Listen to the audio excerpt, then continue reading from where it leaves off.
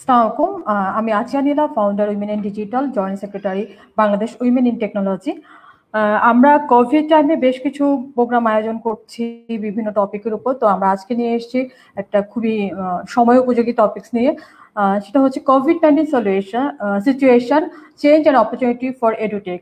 তো আমাদের সাথে আজকে যারা আছেন, আমাদের সব একজন টেক স্পেশালিস্ট বলা যায় ওনাদেরকে, এবং সবাই হচ্ছে আসলে বিভিন্ন জায়গায় ওনাদের অনেক রকম সাফল্য, অনেক রকম রিসার্চ পেপার বেরিয়েছে। তো আমাদের সাথে আজকে যারা আছেন আমি তাদের পরিচয় করে দেওয়ার অপরচুনিটিটা নিচ্ছি। আমাদের সাথে আছেন doctor Fahim Hossain, clinical assistant professor, school for the future of innovation in society, Arizona state university. আছেন doctor Ehsanul Haque, associate professor, university of Rochester. আছেন Russell T Ahmed, founder and CEO, Chance21.com and classroom. আছেন ডাক্তার Lafifa Zaman, professor, robotics and mechatronics engineering, university of Dhaka, president Bangladesh women in technology. আছেন doctor Nova Ahmed, associate professor, department of electrical and computer engineering, north south university, director Bangladesh women in technology. এবং আমি আচিয়া নীলা। স্বাগতম সবাইকে আজকের অনুষ্ঠানে। তো আজকে আসলে আমি যদিও মডারেটর হিসেবে অনেকবার ছিলাম অনেক জায়গায়, বাট আজকে আমি অনেক বেশি নার্ভাস, কারণ সব এত বেশি এক্সপার্ট নিয়ে আমি আছি। সব পিএইচডি হোল্ডার এখানে আছেন, এবং একজন আমাদের স্বনামধন্য বিজনেসম্যান আছে আমাদের সাথে, যিনি এডুকেশন টেকনোলজি নিয়ে কাজ করেন। তো আমি হয়তো একটু নার্ভাস, বা আমি অনেক সময় নার্ভাসে থেমেও যেতে পারি। তো আশা করি আপনারা এটাকে খুব ক্ষমা সুন্দর দৃষ্টিতে দেখবেন। আমি আর নিজে কথা না বলি, আমি সরাসরি প্রশ্নতে চলে যাই। তা আমার প্রথম প্রশ্ন হচ্ছে আমার খুব পছন্দের একজন ভাইয়ের কাছে, ফাহিম ভাইয়া। কারণ ভাইয়া খুব ইন্টারেস্টিং জিনিস নিয়ে কাজ করে, এবং উনি হচ্ছে এশিয়ান ইউনিভার্সিটি অফ উইমেনেও ছিল। তো উনি রোহিঙ্গাদের নিয়ে কাজ করেছে, এমন সব ইন্টারেস্টিং জিনিস নিয়ে উনি কাজ করছেন। তো আমি একটু ভাইয়ের কাছ থেকে সেই ব্যাপারগুলো শুনতে চাইবো। বাট তার আগে আমার ভাইয়ের কাছে একটা কোশ্চেন থাকবে। ভাইয়া, যেটা হচ্ছে যে আমাদের আলোচনাটা হবে পুরোটাই ওপেন। আপনি যদি অন্য কিছু অ্যাড করতে চান, হ্যাঁ, সেটা আপনি অ্যাড করতে পারেন, শুধুমাত্র মানে কোশ্চেনের মধ্যে সীমাবদ্ধ না থেকে। তো আমরা তো আসলে দেশের অবস্থাটা দেখছি যে দেশে কি হচ্ছে, কিন্তু আপনি তো দেশের বাইরে আছেন। সো আমরা যেটা করি সবসময়, আমরা ইন্টারন্যাশনাল ইউনিভার্সিটি গুলো বা স্কুল কলেজগুলো ফলো করার চেষ্টা করি। তো আপনি যদি আমাদেরকে একটু আইডিয়া দেন যে আপনারা আসলে ওখানে কিভাবে ম্যানেজ করছেন এই প্যান্ডামিক সিচুয়েশনটা, এডুকেশনটা। ধন্যবাদ নীলা, আর ধন্যবাদ সবাইকে এই প্যানেলে থেকে। আসলে আমি আমার ইনসেন্টিভ হচ্ছে সবার সাথে আলাপ করা, আলাপচারিতার মধ্যে থাকা। তো I would love to share my experience with you guys. তো যেটা হচ্ছে যে বাইরের ইউনিভার্সিটি, তো আসলে একটা বড় ব্যাপার। এটা আমি বলতে পারবো আমার অভিজ্ঞতা, পার্টিকুলারলি নর্থ আমেরিকান ইউনিভার্সিটি গুলো নিয়ে। বা এটার মধ্যেও দুটো ব্যাপার আছে। একটা হচ্ছে যে চ্যালেঞ্জেস যেগুলো আমরা ফেস করছি, এ ব্যাপারে এহসানও অবশ্যই তার পার্সপেক্টিভ গুলো রাখতে পারবে। আরেকটা যেটা হচ্ছে যে অপরচুনিটিস বা যা দেখছি। সো অ্যারিজোনা স্টেট ইউনিভার্সিটি, আমি বলবো যে আমি খুব ফরচুনেট যে এটা অনলাইন এডুকেশনের জন্য one of the biggest providers এই মুহূর্তে। তো যখন এই ট্রানজিশনটা হলো টিচিং এর ক্ষেত্রে, কিন্তু আসলে আমাদের সেরকম কোনো সমস্যা হয়নি, কারণ আমাদের একটা বড় অংশ আমরা অনলাইনে টিচিং দিয়ে থাকি, অনলাইন অফলাইন ট্রানজিশন হয়ে থাকে আমাদের। সো ইনফ্রাস্ট্রাকচার আমাদের কিছু চেঞ্জ করতে হয়েছে। যেমন আমাদের ফল সেমিস্টার শুরু হলো, সেক্ষেত্রে আমরা স্টুডেন্টদের অপশন দিচ্ছি, তারা জুমে অংশ নিতে পারছে, ফিজিক্যালি আসতে পারছে। আমাদের প্রফেসরদেরও সেরকম অপশন আছে, এবং আমাদের ইনফ্রাস্ট্রাকচার যেরকম, যে আমাদের সোশ্যাল ডিস্টেন্সিং আমরা মেনটেন করতে পারছি। এগুলো হচ্ছে যে অনগোয়িং ইনফ্রাস্ট্রাকচারের কারণে আমাদের যে সুবিধা এবং ট্রানজিশন। সেটা সমস্যা যেটা হচ্ছে যে সামারে যেটা আমাদের হয়েছিল বা এখনো যেটা হচ্ছে যে অনলাইন অ্যাক্সেস। এবং এটা খুব ইন্টারেস্টিং একটা ব্যাপার, কারণ আমরা যখনই ইনফ্রাস্ট্রাকচারের কথা বলি, টেকনোলজি অ্যাক্সেসের কথা বলি, আমরা ভাবি যে এটা ডেভেলপিং কান্ট্রির সমস্যা। আসলে ডেভেলপ বলে কোনো কথা নাই। আমাদের এখানে যেটা হচ্ছে যে আমাদের এখানে অনেক ইন্ডিয়ান রিজার্ভেশন আছে, ফার্স্ট নেশনস আছেন, এবং আরো কিছু অনেকগুলো নেবারহুড আছে যারা ইম্পভারিশ। তো সেখানে কানেক্টিভিটির ব্যাপারটা আমাদের দেখতে হচ্ছে, কারণ বাই ডিফল্ট আমরা ধরে নিতে পারবো না যে আমাদের স্টুডেন্টদের কানেক্টিভিটি আছে। তো সেক্ষেত্রে ইউনিভার্সিটি কাজ করছে সাবসিডাইজ ভিত্তিতে বা এমনিতে ফ্রি মডেম দেওয়ার জন্য, কানেক্টিভিটি দেওয়ার জন্য, যাতে মানুষজন ক্লাসে অংশ নিতে পারে। সেটা আমার কাছে বেশ ইন্টারেস্টিং লেগেছে, কারণ আমি আসলে ভাবছিলাম না যে এই সমস্যাটা আমি এখানে এসে ফেস করবো, বাট আমরা করছি। আর আরেকটা যেটা সমস্যা হচ্ছে, আমি খুব সংক্ষেপে বলে ইয়ে করে যাচ্ছি কারণ আমি অন্যদের কথাটা খুব শুনতে চাই। আরেকটা যেটা হচ্ছে যে পেডাগজিক্যাল ক্ষেত্রে আমি বেশ ইন্টারেস্টিং কিছু চ্যালেঞ্জেস দেখছি ইন্টারঅ্যাক্টিভিটির ক্ষেত্রে, এই যে কোভিড এর কারণে। কারণ দেখা যাচ্ছে যে স্ট্রেস ম্যানেজমেন্টের ব্যাপারটা আসে, এই ব্যাপারটা নিয়ে আমি তেমন কোনো কথা কাউকে এভাবে বলতে শুনি নাই।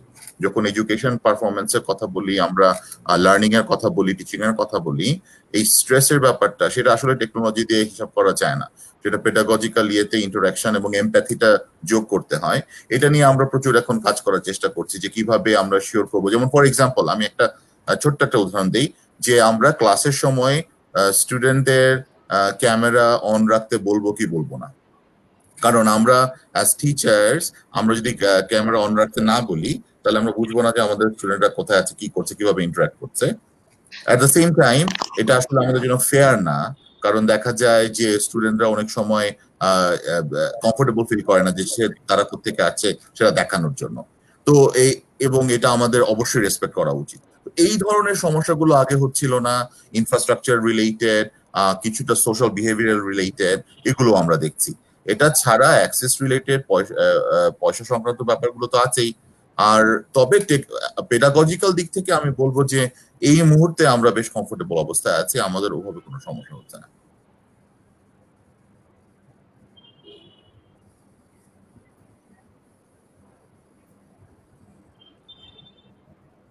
Neela, can you hear me? এসানের ভিউটাও একটু শুনতে চাচ্ছিলাম, because you work on mental health. ধন্যবাদ ভাইয়া। এসানেরটাও কি একটু শুনবো আমরা নাকি না আলাদা আলাদা কোয়েশ্চেন আছে? না শুনি আগে সবার একটু আমরা রেগুলার ভিউটা শুনি, তারপরে আমরা হয়তো নির্দিষ্ট জায়গায় চলে যাব। হ্যাঁ হ্যাঁ অবশ্যই, না অসুবিধা নেই, আমরা এটা শুনে নি। এসান ভাই যেহেতু বাইরে আছেন, তো আমি বলার আগে ছোট্ট করে বলতে চাই যে এসান ভাই আপনিও যদি বলেন এই ফাহিম ভাইয়ের সাথে যদি কিছু অ্যাড করতে চান। নিশ্চয়ই।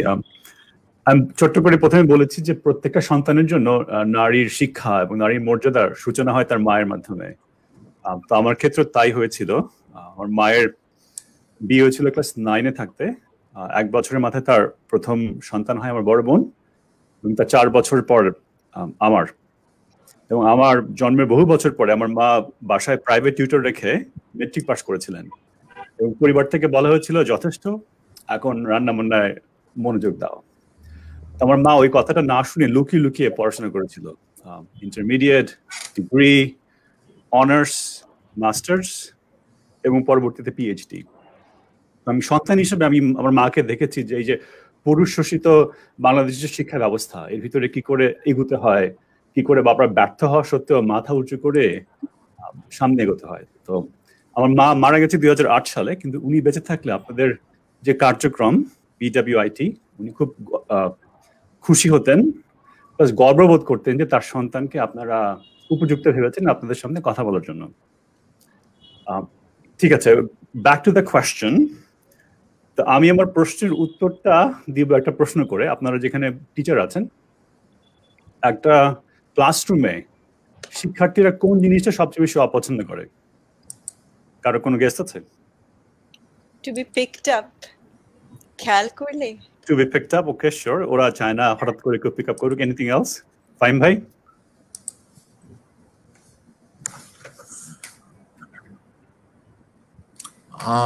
এজ এ স্টুডেন্ট আমি খুব খারাপ ছিলাম, আমার ক্লাসই করেনি।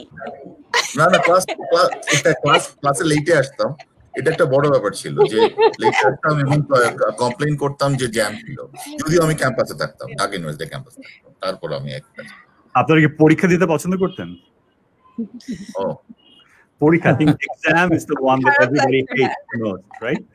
Oh, I hated it, yeah. Right, so we all hate exam. কারণ হচ্ছে যে আমি সারা সেমেস্টার পড়াশোনা করলাম, আমার 1 ঘন্টা বা 2 ঘন্টার একটা এক্সাম, ওই সময়টা আমার ভালো ফিল নাও করতে পারি, সো আমার পরীক্ষা খারাপ হতে পারে। অথবা আমাকে এমন কোনো প্রশ্ন করলো যে প্রশ্নের জন্য আমি প্রিপেয়ার্ড না, কিংবা অন্য কিছু পড়ে এসেছি।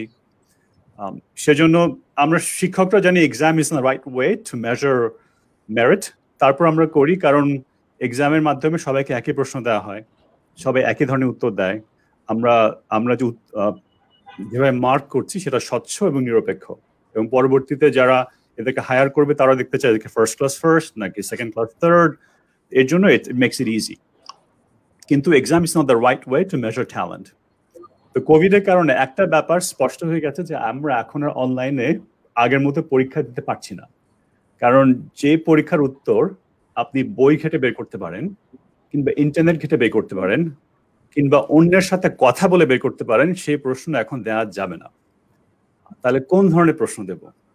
তো সেই ক্ষেত্রে একটা নতুন ধরনের ইনোভেশন চলে এসছে, সেখানে আমরা এমনভাবে প্রশ্নটা দেওয়া শুরু করেছি যার উত্তর শুধুমাত্র আপনার পক্ষে দেওয়া সম্ভব। শুধু তাই না, এবং এই উত্তর দেওয়ার জন্য আপনি যখন অন্য শিক্ষার্থীদের সাথে কথা বলেন আপনার জ্ঞান বৃদ্ধি পাচ্ছে। তো এই দিক থেকে আমরা I see a positive trend, just changing the paradigm of exam. এমনভাবে সূচনা করা হচ্ছে যাতে নম্বরের মাধ্যমে শিক্ষার্থীকে কনফাইন না করে we are seeing the holistic picture of the individual. So that's a positive sign. সো সেই দিক থেকে আমার কলিগ থেকে শুরু করে উই আর ওয়ার্কিং হার্ড, এবং আমার দৃঢ় বিশ্বাস বাংলাদেশে যারা এটা নিয়ে পড়াশোনা করছেন বা যারা শিক্ষক আছেন তারাও চিন্তা করছেন যে পরীক্ষা কি করে দেয়া যায় যাতে প্রকৃত মেধা কিংবা সৃজনশীলতাকে যাচাই করা যায়। ব্যাক টু ইউ নীলা।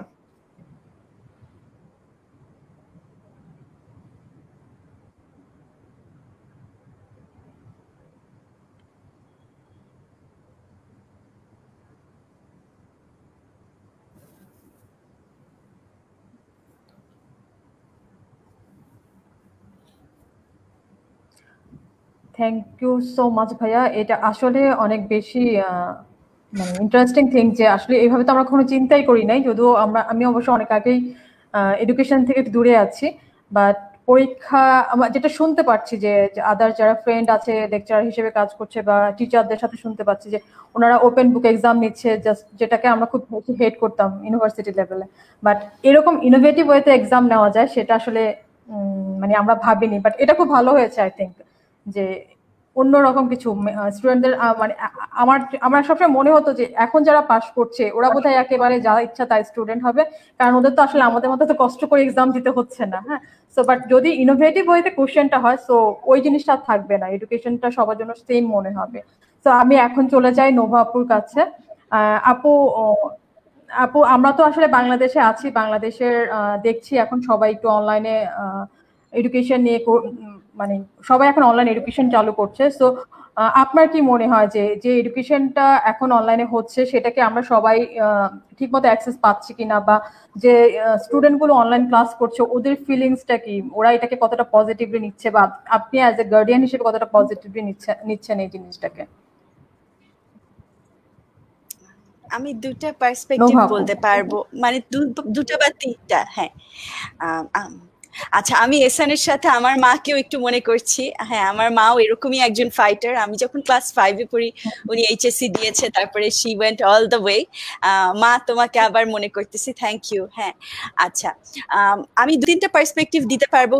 আমি তো শিক্ষকতা করছি, ছাত্রদেরটা শুনছি, আবার আমার বাচ্চাদেরও অনলাইন ক্লাস শুরু হয়েছে। তো স্কুলের ওটাও একটা নতুন প্যারাডাইম, ইংলিশ মিডিয়াম স্কুলে যেখানে পড়ছে ওরা। তো তিনটাই আমি দেখছি। তো ছাত্রদের বেলাতে যেটা হয়েছে, বড় ছাত্রদের চেয়ে ফার্স্ট ইয়ারের ছাত্রদের দেখলাম যে ওরা অনেক ওপেনলি নিয়েছে। যারা থার্ড ইয়ারের একটা ক্লাস পড়াতাম ওদের প্রত্যেকদিনই ইন্টারনেট প্রবলেম, গাইগুই করছে, এটা পারবে না ওটা পারবে না, অনেক কিছু মিস করছে, এবং উৎসাহের একটু ঘাটতি দেখতাম। ইন্টারাক্ট করাটা মানে খুব, আমার কাছে এটা একটা যুদ্ধের মতো মনে হচ্ছে যে কিভাবে আমি ওদের সাথে ইন্টারাক্ট করব। কিন্তু সেই তুলনায় যেই ফার্স্ট ইয়ারের স্টুডেন্ট গুলা ছিল ওরা দেখলাম যে মানে ঝাঁপিয়ে পড়ছে, একটা নতুন জিনিস ট্রাই করছে। ওরাও, আমি বলছি এটা আমি পারতেছি না, ওরা খুঁজে 10টা লিঙ্ক খুঁজে দিচ্ছে। তো ওখানে আমাদের টিম ওয়ার্কটা আমরা খুব সুন্দর এক্সপ্লোর করতে পারলাম। তো ওটা ছিল আমাদের সেমিস্টারের মাঝামাঝির ফার্স্ট ইয়ারদের কথা বলছি। এই সেমিস্টারে কিন্তু নতুন ফার্স্ট ইয়ার শুরু হলো, যাদেরকে আমি কখনো দেখিনি। তাদের যখন আমি ক্লাস নিলাম তখন আবার দেখলাম যে মনে হচ্ছে যে আমরা মানে ওই যে শিক্ষার প্যারাডাইম, শেখানোর প্যারাডাইমে আমরা একটা যখন নিজেকে ভাবতেছি আমরা একটা টিম, তখন আসলে জিনিসটা অনেক সুবিধা হয়ে যাচ্ছে। কিন্তু সমস্যা ইনফ্রাস্ট্রাকচারে। যেমন আমার একটা ছাত্র যখন কথা বলছে, আমি দেখি পাশে অনেক হাউকাউ। আমি বলছি তুমি কোথায় বসে কথা বলতেছো? বলছি ম্যাডাম আমি বাজারে আসছি, কারণ বাসায় ইন্টারনেট নাই, বাজারে এসে আমার ক্লাস করতে হয়। তাহলে আমি যদি একটা ছাত্রকে আসলে বাসা থেকে বের করে বাজারে নিয়ে আসি পড়ানোর জন্য, তাহলে তো আমার ডিজাইনটাই ভুল। আমার যখন বাসায় ইন্টারনেট না থাকবে, তখন যদি আমি ইন্টারনেট বেসড পড়াশোনা চিন্তা করি, তাহলে তো আমার মানে কোথাও একটা বড় একটা ভুল করে ফেলতেছি আমরা। তো এই ধরনের জিনিসগুলি কয়েকটা সার্ভে হয়েছে, ইউজিসির সার্ভে হয়েছে, দেশে বেসরকারি ভাবে হয়েছে, আমি সেখানে এগুলা শেয়ার করেছি। আশা করছি যে হয়তো একটা টাওয়ার বাসা থেকে একটা ইন্টারনেট অ্যাক্সেসটা পাবে, হয়তো একটু ওখানে মনোযোগ দিতে হবে, কারণ এতদিন দরকার পড়েনি, আজকে দরকার পড়েছে। কিন্তু এই জিনিসগুলি সত্য, টাকা পয়সা তো আছেই, টাকা পয়সা রিলেটেড অ্যাক্সেস তো আছেই, অ্যাক্সেস থাকলেও একটা মোবাইল ফোন, একটা ইন্টারনেট প্যাকেজ হাতে থাকলেও আসলে সেটা সবসময় যে সুবিধা হচ্ছে তা হচ্ছে না। এটা ছাড়া স্ট্রেস নিয়ে ফাহিম একটু কথা বলছিল যে স্ট্রেস নিয়ে কথা হচ্ছে না, আমাদের এখানে আবার স্ট্রেস নিয়ে অনেক কথা হচ্ছে। কিন্তু সব কথাই এরকম যে ছাত্রদের যদি স্ট্রেস হয় এটা টিচারের দোষ, টিচাররা ছাত্রদেরকে স্ট্রেস দিতে পারবে না। এখন সমস্যা যখন এরকম অ্যাপ্রোচে সমস্যা, যেটা আমার কাছে লাগছে যে মানে যখনই কারোর সমস্যা হয়ে যাচ্ছে আমরা টিচাররা বলির পাঠা, পড়া হচ্ছে না, টিচাররা পড়াচ্ছে না, ছাত্ররা স্ট্রেস, টিচাররা বেশি পড়াচ্ছে, ওদের দুঃখ বুঝতেছে না। কিন্তু এই আমাদের কমিউনিটির দুঃখ বুঝার জন্য আমি তেমন কোনো এফোর্ট দেখিনি। কাজে আমার মনে হয় যে এখানেও আরেকটু কথা বলা উচিত যে কিভাবে আমরা একসাথে জিনিসটা সমাধান করব, কারণ আমাদের জন্য কিন্তু এখানে নতুন ভাবে লেকচার তৈরি করা, নতুন ভাবে পড়ানো, সবার জন্য কিন্তু টেকনোলজি শিখে করা এটা একই সমান সহজ না। আমার বাচ্চাদের বেলাতে দেখেছি উনাদের টিচাররা মানে কি যে কষ্ট করছে, কি সুন্দর করে লেকচার প্রিপেয়ার করছে, সকাল 8টা থেকে 3টা পর্যন্ত আমার বাচ্চাগুলি অনলাইনে বসে ক্লাস করছে। কিন্তু ওই ক্লাসটা তো ঠিক ট্র্যাডিশনাল ক্লাসের মতন ডিজাইন করা যাবে না। তো ওটা কিভাবে একটু অন্যরকম করা যায়, কিভাবে একটু ভিন্নভাবে পড়ানো যায়, এটা সবার জন্য একটা লার্নিং প্রসেস। তো আমার মনে হয় এটা এমনিতে ঠেলা দিলে আমরা হয়তো এইদিকে যেতাম না। এই সিচুয়েশনটা আমাদের জন্য এটা করে দিয়েছে, কাজে এটা যদিও একটা কঠিন সময়, এটা আমাদের জন্য অনেকগুলি দরজা জানলা খুলে দিয়েছে। আমার আশা হচ্ছে যে এই প্রবলেমগুলো হবে, তারপরে আমরা সমাধানের দিকে যেতে পারবো। অনেক ধন্যবাদ।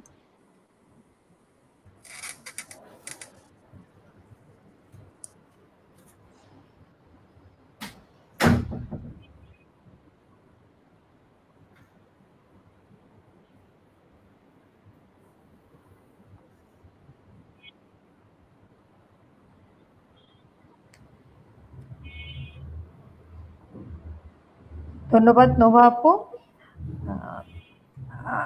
আপু হ্যালো, হ্যাঁ শুনতে পাচ্ছেন? শুনতে পাচ্ছি আমরা। হ্যাঁ নীলা বলো, তোমার দিক থেকে মনে একটু ডিলে আছে। হ্যাঁ শোনা যাচ্ছে। হ্যাঁ, আপনি ঘুমায় আছেন না জেগে আছেন?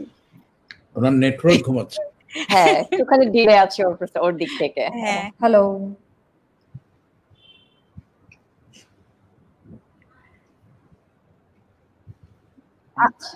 আমাকে শোনা যাচ্ছে? আমি ঠিক বুঝতে পারছি না। হ্যাঁ শুনতে পাচ্ছি নীলা। আচ্ছা, আমরা কি তো হ্যাঁ যেহেতু এই যে একটা সিচুয়েশন যে আমার নেটওয়ার্ক ঘুমাচ্ছে, তো এরকম সিচুয়েশন গুলো আসলে আমরা সবসময় ফেস করছি। তো আমরা কিভাবে আশা করি যে একজন স্টুডেন্ট মানে উইদাউট সাপোর্ট গুলা ছাড়া কিভাবে ক্লাসে যাবে, বা ক্লাস থাকলো বাসায় ইন্টারনেট নাই, বা এরকম আমার মতো স্লো হয়ে গেল, সবাই তাকিয়ে আছে কিন্তু কোনো আনসার আসছে না। তো এরকম হতেই থাকে। তো আমি এখন যেটা করব, আমাদের রাসেল টি আহমেদ ভাইয়ের কাছে যাব। ভাইয়া অনেকদিন ধরে এডুকেশন টেকনোলজি নিয়ে কাজ করছেন। ভাইয়া আপনার কাছে আমার একটা প্রশ্ন, যেটা আপু বলেছে যে ইন্টারনেট অ্যাক্সেস বা আদার ডিভাইস অ্যাক্সেসের একটা লিমিটেশন থাকতে পারে, বাট আপনার কাছে আমার প্রশ্নটা হচ্ছে যে আমার হয়তো ডিভাইস আছে, আমার হয়তো ইন্টারনেট সাপোর্ট আছে, হ্যাঁ, বাট আমরা যারা আইটি এন্টারপ্রেনার, তো আমরা কিন্তু দেশে কিছু সফটওয়্যার বানাচ্ছি, হ্যাঁ, বা আমাদের কিছু এডুকেশন ই লার্নিং প্ল্যাটফর্ম আছে, বাট আমরা যেটা দেখতে পাচ্ছি যে সবাই জুম ইউজ করছে, বা আমরা আজকে স্ট্রিমইয়ার্ড ইউজ করছি, বাট আমরা সব ইন্টারন্যাশনাল প্ল্যাটফর্মগুলোতে চলে যাচ্ছি। তো অ্যাজ এ এন্টারপ্রেনার বা as a tech product maker, আপনি এই জিনিসটাকে কিভাবে দেখেন যে আমাদের দেশীয় প্রোডাক্ট গুলো কেন প্রমোট হচ্ছে না, বা এইটাই যে এই প্যান্ডামিক টাইমটা কিন্তু আমাদের জন্য একটা অপরচুনিটি। সবসময় আমরা বলি আমরা 10 বছর পরে যেখানে বাংলাদেশকে দেখার কথা ছিল আমরা এই বছর সেখানে এখনই দেখতে পাচ্ছি। তো আপনার কি ধারণা আসলে আমরা কতটা দেখতে পাচ্ছি বা আমাদের প্রোডাক্ট গুলো আমরা কিভাবে প্রমোট করতে পারি? থ্যাংক ইউ ভেরি মাচ নীলা। আমি আসলে ফাহিম ভাই, এহসান ভাই, নোভা আপাকে শুনলাম, তো ওনাদের কথাগুলো একটু ধরি, তারপরে আপনার মানে ওনাদের কথার রেসপন্সে কিছু কথা আমার আছে, তারপরে আমি আপনার প্রশ্নে যাব Nila. First of all, thank you for inviting me among all the faculties, university faculties, esteemed সবাই। এহসান ভাইয়ের মার কথাও শুনলাম, নোভাপুর মায়ের কথাও শুনলাম। আমার আম্মাও ছিলেন টিচার, মানে আমার প্রথম টিচার, বিকজ আমি যে স্কুলে প্রাইমারি লেভেলটা পড়েছি, আমি এবং লাফিফা, আমাদের দুজনের টিচার ছিলেন আমার আম্মা। তো সবার বাসাতেই মা টিচার আছেন, এটা একটা ভালো সিনক্রোনাইজেশন আমাদের এই টিমটার মধ্যে। ব্যক্তিগতভাবে আমি am engage with ICT industry for last 20 years, 20 বছর হয়ে গেছে। তো তার মধ্যে 11 বছর আমি I work for different companies, আর লাস্ট 2011 থেকে আজকে পর্যন্ত আমি আমার নিজের জন্য কাজ করি উইথ মাই টিম। এই last 9 years my concentration is only education domain, যার কারণে আমি আসলে বিফোর প্যান্ডেমিক, ডিউরিং প্যান্ডেমিক সিচুয়েশনগুলো দেখছি, হোয়াট ইজ হ্যাপনিং। এই যে আজকে ফাহিম ভাইয়ের একটা ভিউ শুনলাম স্পেস নিয়ে, বা এহসান ভাইয়ের একটা ভিউ শুনলাম, নোভাপুর একটা ভিউ শুনলাম, আমি আসলে এরকম মাল্টি ডাইমেনশনে টিচারদেরকেও মিট করি। যেটা হয় যে একটা কমন, বিফোর প্যান্ডেমিকের কথা যদি আমি বলি, আমরা একটা কমন, আমি প্রবলেম বলবো না, আমি বলবো একটা এক্সপিরিয়েন্স। সেটা কি হতো, স্পেশালি আমাদের একটা মেজর কনসেন্ট্রেশন ছিল K-12 schools for last 6-7 years with একটা আমাদের প্ল্যাটফর্ম আছে champs21.com, যেটা নিয়ে আমরা বিভিন্ন ক্যাম্পেইন করি। Spelling bee is one of them, probably you have heard about spelling bee, that's our campaign. এর বাইরে আমার একটা LMS আছে কল ক্লাসটিউন, আজকে 70,000 স্টুডেন্টস ক্লাসটিউন ইউজ করে। তো আমরা যে কমন প্রবলেমটা পেতাম যে নতুন কিছু অ্যাকসেপ্ট করে নেওয়া বাই দ্য টিচার্স, এইটা কিন্তু আমরা একটা কমন প্রবলেম পেতাম, যে কেন আমি হোমওয়ার্কটা মোবাইলে দিব, আমাকে কেন আবার ল্যাপটপে বসতে হবে, আমি তো হোমওয়ার্ক এই ব্ল্যাকবোর্ডে লিখে দিচ্ছি, দ্যাটস ফাইন। উনি খাতায় অ্যাটেন্ডেন্স রোল কলটা করতো, উনি কেন এখন মোবাইলে রোল কলটা করবে? এই যে নতুন কিছুকে না নেয়ার বিষয়টা, সেটাকে আমরা স্লোলি আমাদের মতো করে সলভ করছিলাম। আমাদের ছেলে মেয়ে বসতো স্কুল ক্যাম্পাসের ভেতরে, বাট এটা ঠিক একটা অপোজিট ভেরি পজিটিভ জিনিস আমি দেখলাম টিচারদের মধ্যে এই ডিউরিং প্যান্ডেমিকে এসে। যে হয় না যে একটা হচ্ছে যে আমার লাইফটা চলে যাচ্ছে, চলে যাক, নতুন কিছু নিব না। এটার আমি with all due respect to teachers যেটা দেখছি, যে যেই টিচারটা 20 বছর আগেও পড়াতেন উনি এখনো স্কুলে পড়ান, তো উনি আসলে নতুন জিনিস নেওয়াটা একটু ডিফিকাল্ট হবেই ওনার জন্য, if there is no big change in life. অনেক সময় হয় না, বিপদ আমাদেরকে ইনোভেটিভ হতে শেখায়, ঠিক এমনটাই হয়েছে ডিউরিং প্যান্ডেমিক। ডিউরিং প্যান্ডেমিক আমরা 2টা প্রোডাক্ট স্কুলের জন্য দিয়েছি। একটা প্রোডাক্ট হচ্ছে এক্স্যাক্টলি লাইক জুম, আমাদের একটা প্রোডাক্ট ক্লাস লাইভ নামে, যেটাতে ক্লাস নেওয়া যায়। জুমের সাথে এটার একটাই অ্যাডভান্টেজ, 2টা ফিচার অ্যাডভান্টেজ, একটা হচ্ছে একটা হোয়াইট বোর্ডে লেখা যায়, আর একটা হচ্ছে যে এই ক্লাসটা রেকর্ড করা যায়, পুরো ক্লাসটা রেকর্ড করা যায় যাতে বাচ্চারা পরবর্তীতে ক্লাসটা দেখতে পায়। এইখানে ভ্যারাইটি অফ এক্সপিরিয়েন্স দেখলাম, one of the major good experience আমার, মানে আমরা দেখছিলাম তো বিভিন্ন সময় যে শুরুর দিকে টিচাররা একটু আনইজি ছিল, নতুন একটা জিনিসে যাব। উনি হোয়াইট বোর্ডে লিখতেন না, আমাদের টেকনোলজিক্যাল হোয়াইট বোর্ডে। ওনার বাসার পেছনে উনি একটা বোর্ড বানাতেন, মোবাইলটাকে সামনে ধরতেন, উনি যেভাবে ক্লাসরুমে অঙ্ক করাতেন উনি ঠিক ওইভাবেই পেছনে ঘুরে অঙ্ক করাচ্ছেন, বাচ্চাদের সাথে কথা বলছেন। টিপিক্যাল ওনার ট্র্যাডিশনাল স্টাইলে আছেন, বাট উনি ওনার নিজের জায়গাটা একটা নিজের মতো করে তৈরি করে নিছেন। তার মানে ওনার যে ওই যে একটু আগে নোবাবু বললো যে টিচারদের প্রিপারেশন, সকাল থেকে প্রিপারেশন আছে, কি পড়াবো, কতটুকু পড়াবো, হোমওয়ার্কটা কিভাবে দিব, সো ওই জিনিসটা আমি দেখলাম যে টিচাররা তাদের মতো করে ইনোভেটিভ হয়েছে, তাদের জায়গায় থেকে ইনোভেটিভ হয়েছে। আমি talking about school K-12 teachers, যেখানে আমার এক্সপিরিয়েন্সটা একটু বেশি।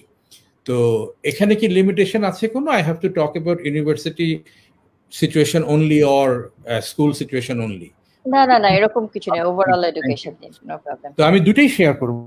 তো যেটা হয়েছে, আরেকটা জিনিস যেটা বললেন যে সম্ভবত ফাহিম ভাই বলেছেন যে স্টুডেন্টরা ক্যামেরা অন করবে কি করবে না। আমি টেকনোলজি পয়েন্ট অফ ভিউ থেকে একটা জিনিস বলি যে অনেক সময় কিন্তু এটা টেকনিক্যাল লিমিটেশন হয়ে স্কুল একটা ক্লাসরুমে যেরকম আমরা যেহেতু বড় স্কুল কন্ডাক্ট করি, ফর এক্সাম্পল আমাদের মানে আমি নাম না নেই, কোনো majority of our schools have at least 70 to 80 students in one classroom. If I talk about Bangla medium, if it is English medium, it's 30 to 40 students per classroom. তো এই 70টা বা 80টা ক্যামেরা যখন অন হবে তখন এটা নেটওয়ার্কে ঝামেলা ফেলবেই। It will consume servers capacity. তখন সবাই একটু ডিলে অথবা একটু malfunctioning in the classroom will experience, everyone will experience the difficulties in their মানে এভরিওয়ান সিস্টেম। তো আমরা যেটা করেছি এটাকে সলভ করার জন্য টিচারের হাতে কন্ট্রোল দিয়ে দিয়েছি। আপনি চাইলে ক্যামেরা যারটা অন করবেন তারটা করবেন, অত কারোটা করতে না চাইলে কারোটা করবেন না। স্কুল ম্যানেজমেন্টের কাছে আমাদের আরেকটা নতুন প্রোডাক্ট খুব পপুলারিটি পেল। এখন যেহেতু স্কুলগুলোর টিউশন ফি কালেকশন একটা প্রবলেম হচ্ছে, তো we introduced a new platform call class pay. তো এই ক্লাস পে কি করে, আমরা টিউশন ফি কালেক্ট করি সব ধরনের মোবাইল মানি এবং সব ধরনের debit card, credit card. So খুব ওভারওয়েলমিংলি এটা এখন আমরা ক্লাস অ্যাডমিশন নামে একটা অনলাইন অ্যাডমিশন প্রোডাক্ট দিচ্ছি স্কুলগুলোকে। So whatever it may be. So coming back to the Nila's question right now, সেটা হচ্ছে আমি না আসলে স্বদেশি পণ্য কিনে হও ধন্যর দলে না। লোকাল প্রোডাক্ট হইলেই লোকাল লোকজনকে আমাকে ইউজ করতে হবে, আমি আসলে ব্যক্তিগতভাবে ওটা মানি না। কারণটা হচ্ছে it is a world of .com। একটা ক্লিকে আপনি আমার classTune.com এ যেতে পারেন। We have recently launched an university LMS call Edus. আজকেও আমি একটা ইউনিভার্সিটির 10 জন ডিন এবং একজন প্রভিসির সামনে পিচ করেছি বিকেলবেলা with my edus solution. Lafifa knows about edus. তো যাই হোক, তো যদি edus.com এ একটা ক্লিকে যাওয়া যায়, ব্ল্যাকবোর্ডেও কিন্তু একটা ক্লিকেই যাওয়া যায়। D2L ইউজ করেন হয়তো ফাহিম ভাই, বা ডিজায়ার টু লার্ন ইউজ করে, অথবা মুডল ইউজ করছেন আপনারা, তো সেখানে কিন্তু একটা ক্লিকেই যাওয়া যায়। সো আমার প্রোডাক্টটাকে it has to be compatible to top of the tops. Only then একটা ফ্যাকাল্টিকে বা একটা ইউজারকে অথবা একটা আমি যদি বলি কনজিউমারকে আমি ইউজ করতে বলতে পারি if it is a .com product. .com product has to be compatible with world renowned. আমি এখন একটা সোশ্যাল মিডিয়া বানালাম, Facebook.com এ এক ক্লিকে যাওয়া যায়, আমারটা তো এক ক্লিকেই যাওয়া যায়। সো স্বদেশি পণ্যের ব্যাপারে আমার কথা হচ্ছে যে স্বদেশি পণ্য হতে পারে, but it has to be in terms of features it should compete with international ones. আমি যেটা ফেস করছি, the problem that I am facing, for example আমাদের এই প্রোডাক্টটা আমরা লঞ্চ করার প্ল্যান করেছিলাম in the global market. I am talking about Edus, the university LMS. তারপরে কোভিড সিচুয়েশন আমরা একটু স্লো গেলাম, and at the same time যেটা হলো যে লোকাল মার্কেটে একটা ডিমান্ড তৈরি হলো, যে বাংলাদেশের ইউনিভার্সিটিগুলোও এটা খোঁজা শুরু করেছে, something like this they we are looking for. So আজকেও এবং কালকে কয়েকদিন আমি কয়েকটা প্রাইভেট ইউনিভার্সিটির সাথে কথা বলেছি। আমি ফেস করি একটু ডিফারেন্ট টাইপ অফ প্রবলেম। সেটা কি, ব্র্যান্ড ইস্যুস। এটা ব্র্যান্ড তৈরি হতে ওভারনাইট হয় না। যে ওনারা হয়তো একটা ফ্রি প্রোডাক্ট ইউজ করছে, with all due respect to this university faculties, some of them are using Google Classroom, Google Meet, some of them are using মুডলের ফ্রি ফিচার, কিন্তু ওনারা ওনাদের স্টুডেন্টদেরকে বলতে চায় আমি ভাই গুগলে ক্লাস নেই, আমি গুগলে ক্লাস নেই, আমি এডুজে ক্লাস নেই, এটা বলতে ওনাদের একটু সমস্যা আছে, because it is not new. So naturally, I have to invest in branding. I have to invest in slowly আমাকে ওই জায়গায় যেতে হবে। I have tested my product with 50 faculties from Bangladesh and 50 faculties from non-resident Bangladeshi faculties, যাদেরকে আমি চিনতাম। আমি হয়তো আমার এই প্রোডাক্টটা কালকে ফাহিম ভাইকেও দিব, আমি এই সুযোগে এহসান ভাইকেও দিব, যে have a look at it.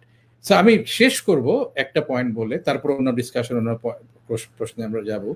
গত সপ্তাহে I received an opinion from a friend of mine who is a professor in University of Calgary University, Canada-তে উনি পড়ায়।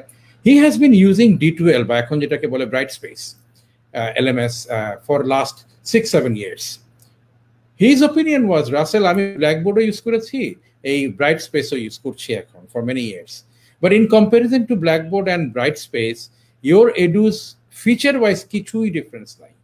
বিকজ আমি ওনাকে বলেছিলাম, ভাইয়া তুমি আমার বন্ধু হওয়ার যাই হও, আমাকে প্রোডাক্ট ম্যারিটে কম্পারিজন করে বলো whether I am ready or my product is ready to go into North American market or your part of the world. So that আমি বাংলাদেশেও যখন কিছু অফার করব, আমি বেস্ট অফার করতে পারি।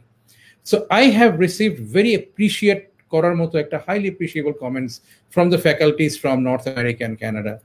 কিন্তু আমি স্ট্রাগল করি এখানে, নট দ্যাট যে আমি দেশি হলে আমাকে অ্যাডভান্টেজ দেন, মানে এইরকম অ্যাডভান্টেজ আমি আসলে নিতে চাই না, বরঞ্চ আমি নিতে চাই হ্যাঁ মেবি একটা হতে পারে যে হ্যাঁ বাংলাদেশের একটা প্রোডাক্ট, যেমন আমি চিন্তা করব ফাহিম ভাই হয়তো বাংলাদেশ হিসেবে একটা ইউজ করবে বা একটা ব্র্যান্ড অ্যাম্বাসেডর হবে, যেভাবে উনি বললেন যে এনআরআইস বা অন্যান্য দেশে যে একটা নেটিভ একটা প্রেম থাকে, ওই প্রেমটা আমাদের মধ্যে একটু কম আছে, প্রেমটা একটু জাগ্রত হলে আমাদের অনেক সুবিধা হয়। That's it, nothing more than that.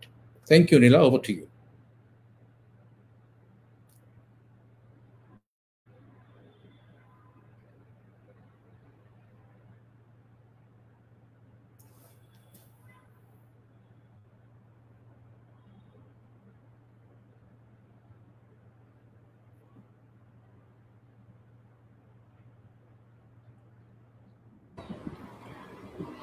Thank you ভাইয়া।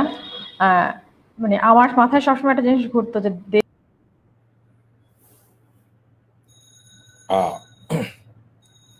I think we just lost her. I think But I mean উনি আমি একটু ফ্লোর আমি but উনি আসার আগে ছোট করে আমি go ahead আপনি বলেন এসেন ভাই বলেন, নো প্রবলেম।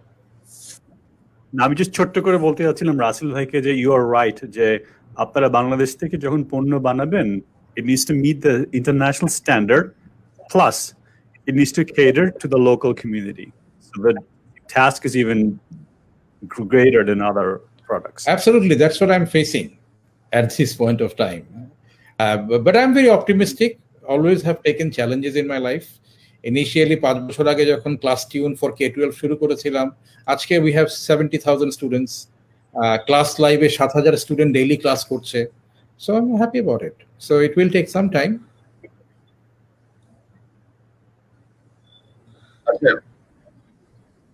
আচ্ছা আসলে ইভাপু আমি যেটা বলতে চাচ্ছিলাম যে আমাদের আমাদের এই যখন এই চ্যালেঞ্জেস এর কথাগুলো আসি, কিছু জেনারিক চ্যালেঞ্জেস আছে সেটা নিয়ে we are talking about it, but specific যেমন মনে করেন আমরা এখন উইমেন ইন আইটি নিয়ে কথা বলতে পারি বা ফিমেল এডুকেশন অ্যাক্সেস, এটা নিয়ে কি আপনাদের কোনো মানে আপনারা যদি একটু কথা বলতে পারেন যে চ্যালেঞ্জেস যেগুলো আছে আমরা নর্মালি ফেস করছি, এটা ছাড়াও মেয়েদের ক্ষেত্রে অ্যাক্সেসের ক্ষেত্রে কোনো এক্সট্রা চ্যালেঞ্জেস আপনারা দেখছেন কিনা বাংলাদেশে বা বৈশ্বিকভাবে বা এরকম? I would love to hear that. ঠিক আছে, আচ্ছা আমি একটু ওভারঅল বলে তাহলে ফাহিমের পয়েন্টের দিকে যাব।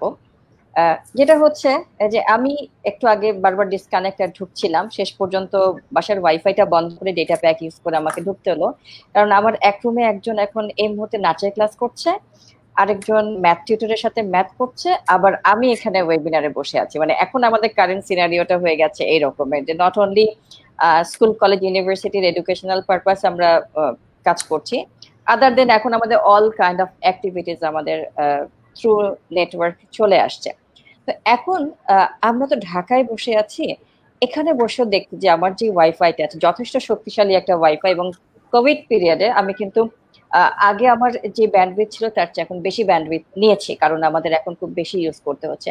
তারপরেও আমরা কিন্তু প্রবলেম ফেস করি যে এখন আমাকে ওয়াইফাইটা অফ করে আবার ডেটা প্যাক দিয়ে ঢুকতে হলো। আমার বাসার দিকে যেই ডেটার যেই নেটওয়ার্কটা আছে দ্যাটস ভালো, মোটামুটি আমরা ঢুকতে পারছি। বাট ঢাকার বাইরে, মানে ঢাকা তাই তো বাংলাদেশ না, আমাদের মানে মূল যে সমস্যাটা হয় যে আমরা এখন এক্সাম্পল দিই যে আমরা অনেক কিছু করছি, হ্যাঁ করছি, কিন্তু বেশিরভাগ এক্সাম্পল গুলো হয়ে যায় Dhaka centric. So being a faculty of a public university, আমরা বলি যে আমাদের একটা ক্লাসরুম হচ্ছে এক টুকরো বাংলাদেশ, কারণ হচ্ছে একদম একটা ক্লাসরুমে বসে কিন্তু দেখা যায় যে অ্যাটলিস্ট আমি 15টা জেলা থেকে একটা স্টুডেন্ট পাই। আমার এখন তো ডিপার্টমেন্ট খুব ছোট ডিপার্টমেন্ট, নতুন ডিপার্টমেন্ট, ক্লাসে 20 জন স্টুডেন্ট, দেখা যায় 20 জন স্টুডেন্ট 15 জেলা থেকে আসছে। আর যেসব ডিপার্টমেন্টে 100 বা 200 স্টুডেন্ট আছে তারা কিন্তু দেখা যায় অলমোস্ট 64 ডিস্ট্রিক্টকে কভার করে ফেলে। সো ওই দিকে যে কিন্তু আমরা মূলত চ্যালেঞ্জগুলোকে ফেস করছি, যে ইন্টারনেট কানেক্টিভিটি নিয়ে কিন্তু অনেক সমস্যা হচ্ছে। সো যতই আমরা বলছি যে আমাদের নেটওয়ার্কের রিচ বেড়েছে, আগের চেয়ে অবশ্যই বেড়েছে, কম্পারেটিভলি অনেক বেড়েছে, কিন্তু তারপরেও কিন্তু অনেক বড় একটা চ্যালেঞ্জ রয়ে গেছে কানেক্টিভিটির ক্ষেত্রে। অ্যাফোর্ডেবিলিটির ক্ষেত্রে আমি পরে আসি। সো কানেক্টিভিটির ক্ষেত্রে বড় একটা প্রবলেম, যেরকম নোভা বলছিল যে বাজারে স্টুডেন্ট যে ক্লাস করছে, আমি একদিন ক্লাসরুমে ক্লাস করতে দেখি খুব সুন্দর পাখির ডাক। তো আমি জিজ্ঞেস করলাম যে কার এখান থেকে পাখির ডাক আসে, তো ও বলছে যে ম্যাডাম আমি পুকুর পাড়ে বসে ক্লাস করছি, বাসা থেকে তো নেটওয়ার্ক পাই না, পুকুর পাড়ে বসে ক্লাস করছি। আবার আরেকবার ক্লাস দিতে দিতে বৃষ্টি শুরু হয়ে গেল, এক স্টুডেন্ট বলছে ম্যাডাম আমি তো গাছের উপরে বসে ক্লাস করছিলাম, কারণ গাছের উপরে না উঠলে আমি নেটওয়ার্ক পাই না, আমি এখন বন্ধ করে বাসায় চলে যাচ্ছি, কারণ গাছের উপরে বসে বৃষ্টির মধ্যে ক্লাস করা যাবে।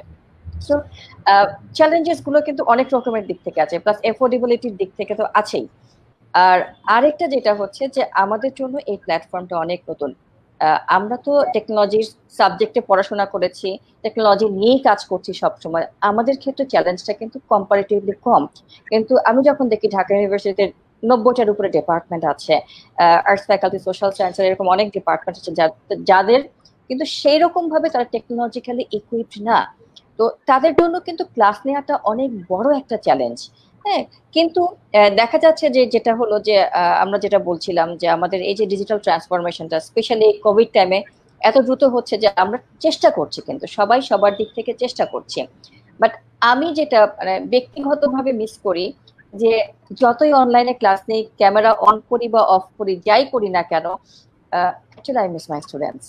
এবং অনলাইনে ক্লাসটা নিয়ে আমি আসলে সেই পরিস্থিতিটা পাই না, সেই পরিস্থিতি আমরা মনে হয় যে আমরা আসলে কেউই পাই না। সো এই যে আমাদের যে ফেস টু ফেস ইন্টারাকশন, যে একটা স্টুডেন্টের চোখটা দেখেই বলে দেওয়া যে ও ক্লাসের পড়াটা বুঝলো কিনা বা কতটুকু ধরতে পারলো, যে জিনিসটা আমাদের যেটা হয় যেটার একটুখানি কম ইউটিলাইজ যেন করতে হয়, সেজন্য আমরা ভিডিওটা অফ করে ক্লাস করি। সামটাইমস মনে হয় যে দেয়ালের সাথে বসেই মনে হয় কথা বলছি। তারপরে ওই যে গতকাল বা দুই একদিন দেখলাম যে ফেসবুকে খুব ভাইরাল হয়েছে একটা অ্যাডভার্টাইজমেন্ট, যে গ্রামের একজন শিক্ষকের ক্লাস নেওয়ার একটা জিনিসটা, ওটা দেখে আমার মনে পড়ছিল যে আমরা যখন মার্চে বন্ধ হয়ে গেলাম, তো আমাদের কিন্তু অনলাইন ক্লাসে যাবো কিনা সেই ডিসিশনটা নিতে বেশ সরকারি বিশ্ববিদ্যালয়ে বেশ লম্বা সময় গেছে। তারপরে আমি মাঝে মাঝে স্টুডেন্টদের সাথে বসতাম, তো একবার যেটা হলো একটু লম্বা সময় দিয়ে ওদের সাথে বসেছি, জাস্ট গল্প করার জন্য বসেছি, ক্লাস নেই নাই সেদিন। তো ভিডিও অফ করে কথা বলছিলাম, তো কথা বলে শেষ করে প্রায় 1-1.5 ঘন্টা আমরা গল্প করে শেষ করার মুহূর্তে ওদেরকে বললাম যে তোমাদের একটুখানি ভিডিওটা অন করে আমি তোমাদের একটু দেখতে চাই। তো ওরা যখন ভিডিও অন করলো, লিটারালি আমি দেখলাম যে আমার চোখে পানি চলে আসছে ওদেরকে দেখে, যে মানে আমাদের এই যে অ্যাকচুয়ালি ফেস টু ফেস ইন্টারাকশনটা বা এই যে স্টুডেন্টদের সাথে যে জেলিংটা, এটা কিন্তু আমরা অসম্ভব মিস করি। বাট এখন যেহেতু সুযোগ নাই, তার সেজন্য আমাদেরকে কিন্তু এর মধ্যেও যতটুকু পারছি আমরা করে চালিয়ে যাচ্ছি। এবং আমার যেটা মনে হয় যে দিন দিন কিন্তু আমাদেরও এদিকে দক্ষতাটাও বাড়ছে। তো এই যে যেটা বলছিলাম যে এগুলো কমন চ্যালেঞ্জ এটা হচ্ছে আমরা এখন ইউএস এর আমাদের দুজন শিক্ষক আছেন, তাদের কথাই বলি বা আমাদের কথাই বলি, তো কিছু কমন চ্যালেঞ্জ আছে। আরেকটা পাশাপাশি এই যে যেটা বলছিলাম যে ফাহিম যেটা প্রশ্নটা নিয়ে এসেছিল যে মেয়েদের এই ক্ষেত্রে কি অবস্থা হচ্ছে, তো এখানে যেটা হয় কি যে ঢাকার বাইরে যদি আমরা যখন দেখি, তখন দেখা যায় কিন্তু একটা ফ্যামিলিতে শুধু ইউনিভার্সিটি স্টুডেন্টের কথা যদি বলি, সেক্ষেত্রে দেখা যায় অনেকেরই ডিভাইসটা আছে, হয়তোবা বাড়িতে অন্তত একটা স্মার্টফোন আছে। এবং যখন দেখা যায় যে বাড়িতে একাধিক স্টুডেন্ট আছে, এটা আমি আমারই এক স্টুডেন্টের সাথে কথা বলতে যেয়ে জানতে পেরেছি যে যখন দেখা যাচ্ছে যে একাধিক স্টুডেন্ট একটা গ্রামের বাড়িতে আছে এবং ডিভাইস যখন একটা, সেই ক্ষেত্রে বাবা মারা ছেলে যে বাচ্চাটা আছে, ছেলে সন্তানকে মোর প্রায়োরিটি দিচ্ছে এই ডিভাইসটাকে অ্যাক্সেস করার জন্য। এটা একটা বড় একটা সমস্যা, এটা একটা সমস্যা আছে। আবার অনেক ক্ষেত্রে দেখা যায় যে সারা ফ্যামিলিতেই হয়তো একটা ডিভাইস ব্যবহার করছে। তো সেদিন একজনের সাথে কথা হচ্ছিল, তার হচ্ছে 3 বাচ্চা। আমাদের নারায়ণগঞ্জে একটা স্কুল আছে, সেই স্কুলের এক গার্ডিয়ান বলছিল যে আমার তো 3টা সন্তান, আমার তো এফোর্ডেবিলিটি নাই যে আমি 3 জন সন্তানকে একই সাথে 3টা ডিভাইস দিয়ে ক্লাস করবো, কারণ স্কুলের ক্লাস টাইমটা তো একই রকমের। সো আমি এটাকে নিয়ে কিভাবে, আমি এটাকে এফোর্ড করবো কিভাবে? সো আমরা যেটা পরে আমাদের স্কুল ম্যানেজমেন্ট কমিটির মিটিং এ আমরা বসে একটুখানি যেটা করেছি, অনেকের ক্ষেত্রে আছে 2 জন বা 3 জন সন্তান আছেন, তো কিছু কিছু ক্ষেত্রে ক্লাস টাইম গুলোকে একটু শিফট করছে যেন সকল ক্লাস গুলো একসাথে শুরু না হয়। হয়তো কোনো একটা ক্লাসে একটু আর্লি মর্নিং এ শুরু, তারপর আরেকটু পরে শুরু হলো। আর পাশাপাশি যেটা হচ্ছে যে কিছু চেষ্টা করেছি যে কোনোভাবে আমরা আর্থিক সহায়তা তাদেরকে দিতে পারি কিনা, হয়তো বা সেটা লোন বেসিসেও। তো এখন দেখা যাচ্ছে যে এই যে যখন পরিবারে একাধিক সন্তান থাকে এবং বাবা মারা অনেক ক্ষেত্রে প্রায়োরিটি দিচ্ছেন যে ছেলে সন্তানটা সেই ক্ষেত্রে ডিভাইস ব্যবহার করুক, তখন কিন্তু দেখা যাচ্ছে মেয়ে সন্তানটা কিন্তু এমনিতেই পিছিয়ে পড়ছে। এবং দেখা যায় আমরা যেটা বলি যে এই কোভিড শেষে ক্লাসে ফিরে আসার হারটা কিন্তু দেখা যাবে কমে যাবে, স্পেশালি গ্রামাঞ্চলে স্কুলের দিকে যদি আমরা বলি, যেখানে বড় একটা গ্যাপ কিন্তু পড়ে গেছে। তো এই বড় গ্যাপটা শেষ করে আমাদের আবার যখন স্কুলে ফেরত আসবে স্বাভাবিকভাবেই তখন দেখা যাবে যে হয়তো ছেলে বাচ্চার থেকে মেয়ের বাচ্চারা প্রায়োরিটি কম পাবে স্কুলে ফিরে আসার ব্যাপারে। এবং আমার যেটা মনে হয় যে আমরা যারা কাজ করছি, গবেষণা করছি, এটা কিন্তু অনেক বড় একটা দিক হতে পারে যে এই ব্যাপারটা নিয়ে গবেষণা করা এবং চ্যালেঞ্জগুলোকে বের করে নিয়ে আসা, যে কি কি চ্যালেঞ্জ হতে পারে এবং সেক্ষেত্রে সেখান থেকে উত্তরণের উপায়টা কি। এবং আরেকটা যেটা হচ্ছে পড়াশোনার পাশাপাশি ছোট আরেকটা এক্সাম্পলে নিয়ে আসি, যে এখন আমাদের অনেককে হোম অফিস করতে হচ্ছে। এবং হোম অফিস করতে এসে যেটা হয়েছে যে অনেক ক্ষেত্রে এমপ্লয়ার তিনি ভাবছেন যে আমার এমপ্লয়ি তো বাড়িতেই আছে, এবং তখন দেখা যাচ্ছে যে আগে হয়তো আমাকে 9টা 5টা অফিস করতে হতো, এখন হয়তো দেখা যাচ্ছে যে 9টা থেকে রাত 10টা পর্যন্ত আমাকে কাজ করতে হচ্ছে, কারণ এমপ্লয়ারের দৃষ্টিভঙ্গি হচ্ছে আমাদের বাড়িতে বসে আছি, আমাকে তো খুব বেশি কষ্ট করতে হচ্ছে না কাজটা করার জন্য। তো এরকম বিভিন্ন দিক কিন্তু বিভিন্ন দিকের মধ্যে মানে সমস্যাগুলোর দিকে চলে আসছে। আর পাশাপাশি as a public university teacher আমরা যেটা ফেস করছি, এখন পর্যন্ত আমাদের কিন্তু এনি কাইন্ড অফ ইভালুয়েশনে যাওয়া এখন পর্যন্ত নিষেধ আছে। সো এখন 6 মাস কিন্তু আমরা পিছিয়ে গেছি, আমরা স্টুডেন্টদেরকে কতদিন বসিয়ে রাখবো? ঠিক আছে, এখন যদি দেখি যে 1 বছর ধরে যাচ্ছে, তাহলে কি আমাদের স্টুডেন্টগুলো কি 1.5 বছর পিছিয়ে যাবে? সো প্রাইভেট ইউনিভার্সিটির স্টুডেন্টরা কিন্তু বা ফ্যাকাল্টিরা কিন্তু ঠিকই ইভালুয়েশন গুলো করতে পারছে, তাহলে আমরা কেন পারছি না?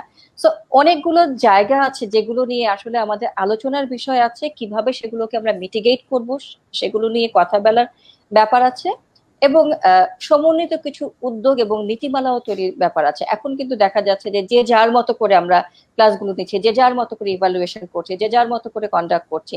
সো আমার যেটা মনে হয় পলিসি মেকারদের দিক থেকেও আমাদের কিছু গাইডলাইন থাকা দরকার, এই যে আমাদের এই কন্ডাকশন গুলো যখন হবে, ক্লাস কন্ডাক্ট গুলো করবো সেই ব্যাপারে।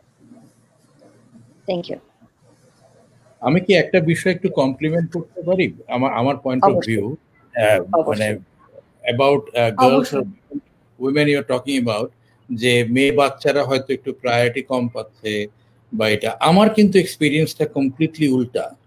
মানে আমি যখন আমার সিস্টেমে বসে হাজার হাজার স্টুডেন্টকে ইউজ করতে দেখি, what we are seeing both from teacher side and student side, women teachers and girl students, they are more excited to learn or adopt new technology. স্কুলের টিচার যেই ভদ্র মহিলা, উনি হয়তো কখনোই টেকনোলজি ইউজ করেন নাই, উনি অনেক বেশি আগ্রহী হচ্ছেন কম্পেয়ারিং টু এ মেল টিচার, যে আমি তাড়াতাড়ি এটা শিখবো এবং আমি ক্লাসে ফেরত আসতে চাই। সিমিলারলি আমরা দেখছি যে ওয়েল আমার আমার আমার আমার এই জুরিসডিকশনটা যদিও ঢাকা কেন্দ্রিক, এটাই আমি বলতে অ্যাড করতে চাচ্ছিলাম। হ্যাঁ, যদিও ঢাকা কেন্দ্রিক, আমি দেখি যে একটা স্কুলে ছেলে মেয়ে মিক্সড যে স্কুলগুলো আছে, সেখানে মেয়ে বাচ্চাদের ক্লাসে লাইভ পার্টিসিপেশনের সংখ্যা অনেক বেশি কম্পেয়ারিং টু ছেলে বাচ্চা। তার মানে এক্সাইটমেন্ট লেভেলটা মেয়েদের মধ্যে মানে কম্পারেটিভলি হায়ার, মানে no matter whether it is a teacher or student. That's my ফাহিম মনে হয় কিছু অ্যাড করবেন। হ্যাঁ, রাসেল ভাই থ্যাংক ইউ আপনার পয়েন্টের জন্য।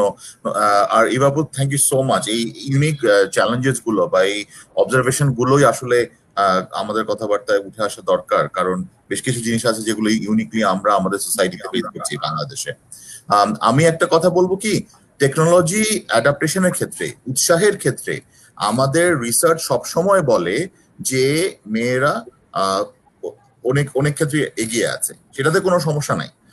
এবং কিন্তু সমস্যাটা হচ্ছে যখন আমরা প্যাট্রিয়ার্কির কথা বলবো, সোশ্যাল প্রেশারের কথা বলবো, এবং আমাদের এটা নিয়ে আগেও ছিল যে who controls the mouse or who controls the remote control, who pays the bill for the mobile phones, ওই প্রায়োরিটাইজেশনের ব্যাপারটা চলে আসে। তো আমার যেটা মনে হয় যে আপনি পলিসি মেকারদের কথা যেটা বললেন, আমি সেটা বলে চলে আসছি, কারণ আমাদের আরো মনে হয় কিছু পয়েন্টস আছে।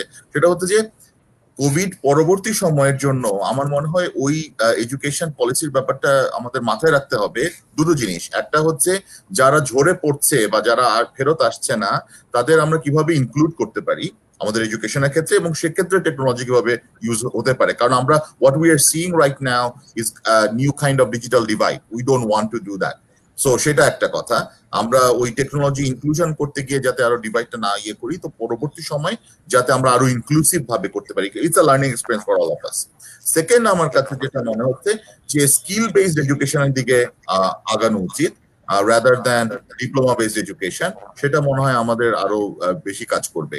আর তাহলে আমি যেখানেই থাকি না কেন আমার ওই যে ট্র্যাডিশনাল ইভ্যালুয়েশনের ব্যাপারটা চলে আসছে সেটা থেকে আমাদের বের হতে হবে। And it's an opportunity for us যে ট্র্যাডিশনাল যে আমাদের পাবলিক ইউনিভার্সিটি গুলোতে আমরা যেভাবে ইভ্যালুয়েট করছি সেখান থেকে যদি আমরা একটু প্রথা থেকে বের হয়ে আসতে পারি, আমার মনে হয় it's an opportunity.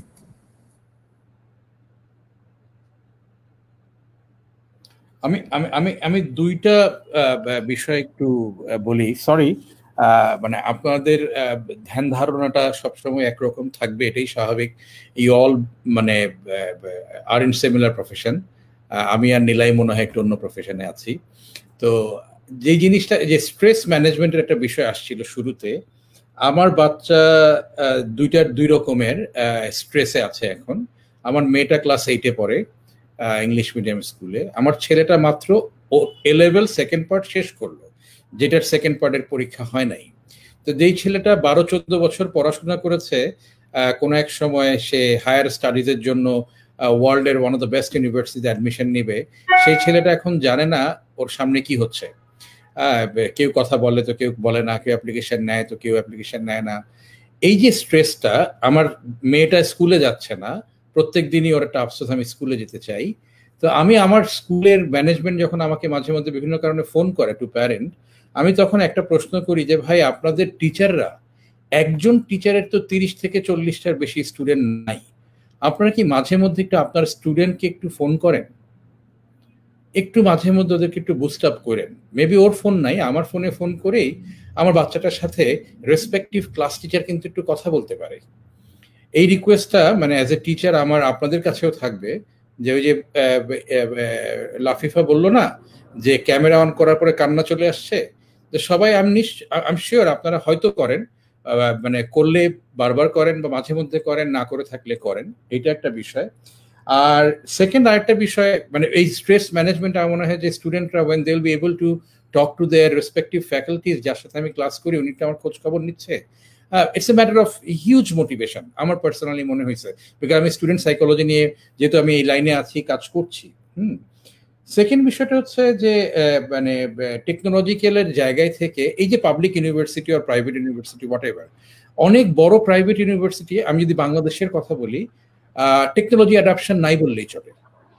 Public university দূরের কথা, কিন্তু প্রাইভেট ইউনিভার্সিটি টেকনোলজি অ্যাডাপশন নাই। এখন এই সিচুয়েশনে এসে ওনারা যখন নতুন নতুন টেকনোলজি অ্যাডাপ্ট করার চিন্তা করছেন, এক্সপ্লোর করছেন, তখন এই দায়িত্বটা দেওয়া হয় হয়তো কেউ একজন কম্পিউটার সায়েন্স ইঞ্জিনিয়ারিং পড়ায় এমন একজন ফ্যাকাল্টি বা ডিনকে, অথবা তার আইটি টিমে যদি কেউ থাকে তাকে। তখন ওনার চাহিদা পত্রটা হয়ে যায় এত বড়, উনি কিন্তু কিছুই করছিলেন না। উনি যখন শুরু করবেন তখন ওনার চাহিদা পত্রটা হয়ে যায় এত বড়, তখন দেখা যায় ওয়ার্ল্ডের বেস্ট সফটওয়্যারকেও কাস্টমাইজ করতে হবে ওনার জন্য। এই যে আন্ডারস্ট্যান্ডিং এর জায়গা, আমি একটু শুরু করি, ছোট হয়ে শুরু করি, আমি কিছু কিছু মডিউলস নিয়ে শুরু করি, বাট অ্যাটলিস্ট শুরু করি, বিকজ আমার ফ্যাকাল্টিদের মধ্যেও তো অ্যাডাপ্টেশনের বিষয় আছে, ওনাদের তো শেখার বিষয় আছে। সবাই তো কম্পিউটার সায়েন্স ফ্যাকাল্টি না, he is not a computer science engineer. কেউ তো, বিকজ আমরা দেখছি তো সব টিচাররা তো একই লেভেলে হবে না। আই এম শিওর, মানে you all understand, with all due respect to every single faculty, মানে যারাই আছেন বা যারাই টিচাররা আছেন, যখন ওই ডিসিশন মেকিংটা হয় তখন ওনাদের মাইন্ডসেটটা কমপ্লিটলি চেঞ্জ হয়ে যায়। আমি একদম শুরুই করব একদম টপ লেভেল সব টেকনোলজি দিয়ে, আমি এখন উত্তরপত্র বা অ্যান্সার শিট করতে চাই, আমি এখন প্রক্টরিং করতে চাই, এই এক্সাম সবই করতে চাই, সব টেকনোলজি আমি একসাথে চাই।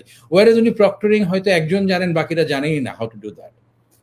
বা এই যে মাইন্ডসেট, সেটাও আমি ইউজিসির সাথে কথা বলেছি, কিছু কিছু জায়গায় ইউজিসি আমার সাথে কথা বলে। তো আমি ওনাদেরকে বলেছি, দেখেন শুরুতেই সবকিছু হবে না, পাবলিক ইউনিভার্সিটি আপনি শুরুতেই এক লাফে জেডে যেতে রাসেল পারে, এবিসি হয়ে যেতে হবে। রাসেল ভাইয়া, I am sorry to interrupt.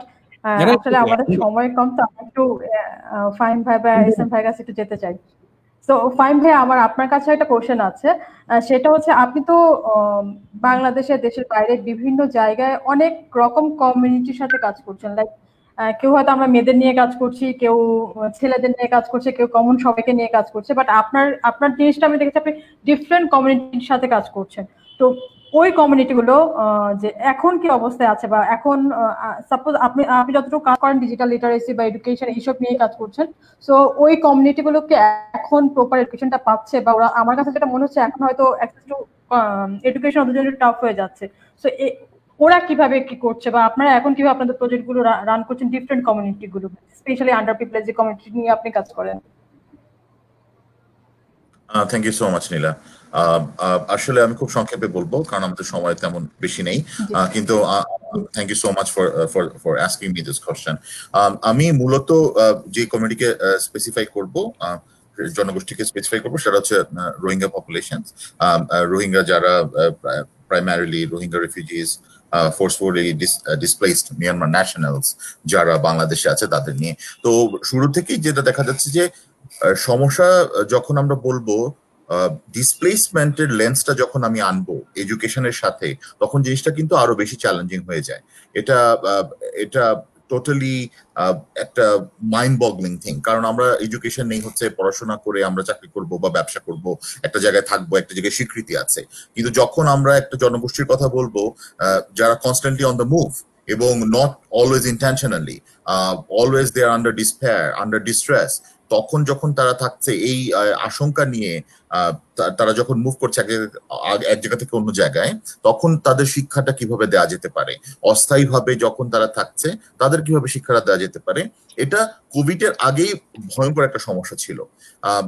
এখন আনফরচুনেটলি যেটা হয়েছে, কোভিড কালীন সময় বা কোভিড পরবর্তী পৃথিবীতে বাস্তুচ্যুত মানুষের সংখ্যাটা বাড়বে।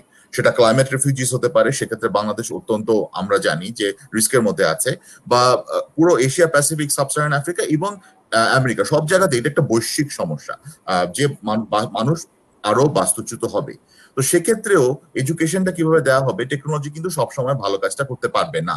আমি এই মুহূর্তে যেটা দেখছি, যেসব কমিউনিটি নিয়ে আমি কাজ করি, এডুকেশনে প্রচুর সমস্যা হচ্ছে। এডুকেশন ভুলে যান, যেটা মূলত হচ্ছে, আমি যদি এডুকেশনটাকে ফর্মাল বাদ দিয়ে আমরা ইনফর্মাল এডুকেশনের কথা কিন্তু এখনো বলছি না, বা বলার সময় নেই, কারণ there are so many topics to talk about. যে এই WHO যে ডিরেক্টিভস গুলো আছে, হেলথ কমিউনিকেশনস গুলো আছে, সেগুলো অনেক ক্ষেত্রে দেখা যাচ্ছে যে পুরোপুরি ডিসকানেক্টেড। ওই কমিউনিটি গুলো বুঝতে পারছে না যে তারা কিভাবে সেগুলো ট্রান্সলেট করবে তাদের চ্যালেঞ্জিং সিচুয়েশনের ক্ষেত্রে। তো আমার মনে হয়, এবং সেই এডুকেশন, সেই স্বাস্থ্য সংক্রান্ত শিক্ষার ব্যাপারটা, সেগুলো কিন্তু একেবারেই ডিসকানেকশন হয়ে যাচ্ছে, এবং এটার একটা বড় সমস্যা হচ্ছে আলটিমেটলি তাদের জীবনমান নিয়ন্ত্রণের ক্ষেত্রে, এবং বেসিক যে নেসেসিটি গুলো আছে সেগুলো নিয়ন্ত্রণ করার ক্ষেত্রে। So they are in huge trouble, they are struggling, কারণ হোস্ট কমিউনিটিও স্ট্রাগল করছে at the same time. So আমার মনে হয় যে ইটস অল টাফ টাইম। এবং আমি যেখানে থাকি সেখান থেকে 1 ঘন্টা দূরত্বে মেক্সিকোর সাথে আমাদের বর্ডার আছে আমেরিকার, এবং সেখানেও প্রচুর অ্যাসাইলাম সিকিং পপুলেশন আছে, তারাও প্রচুর সমস্যা আছে, কারণ বর্ডার ক্লোজ হয়ে গেছে। তো I think this are huge challenges right নাও।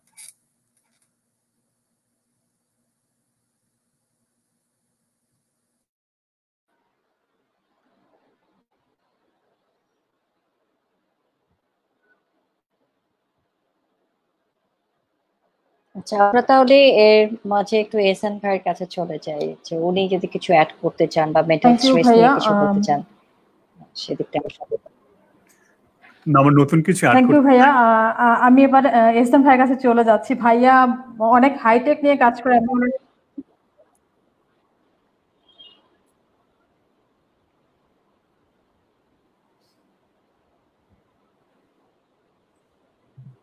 ঠিক আছে, আমি শুনলাম হাইটেক নিয়ে কাজ করি। এহসান ভাইয়া, আপনার কাছে আমার একটা কোশ্চেন আছে।